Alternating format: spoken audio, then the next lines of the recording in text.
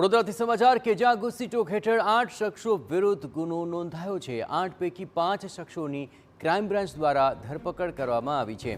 2 શખ્સો જેલમાં બંધ છે અને ફરાર એકને ઝડપવા માટે શોધખોળ હાથ ધરવામાં આવી છે। આરોપીઓએ છેલ્લા 10 વર્ષમાં આચર્યા 100થી વધુ ગુના અને ગુનેગારો મિલકત અને શરીર સંબંધી ગુનાઓમાં સામેલ હતા। का पहला जो गुना हमने रजिस्टर किया है गुस्सी टॉक एक्ट के अंडर, तो उसमें हमने 8 लोग जो हैं उनको हमने शामिल किया है। उनके टोटल 10 साल के पिछले 10 साल के जो गुना है वो लगभग 100 के आसपास गुना इन्होंने किए हैं एज ए गैंग। उल्लेखनीय है कि वडोदरा शहर क्राइम ब्रांच द्वारा वर्ष 2026 में गुस्सी टोक हेठળ आ पहलो गुनो दाखल કરવામાં આવ્યો છે કે જેમાં સિકલીગર ગેંગ પર કાયદાનો સકંજો કસાયો છે। તેમજ આગામી સમયમાં અન્ય રીઢા ગુનેગારો અને ગેંગ વિરુદ્ધ પણ કાર્યવાહી હાથ ધરવામાં આવશે।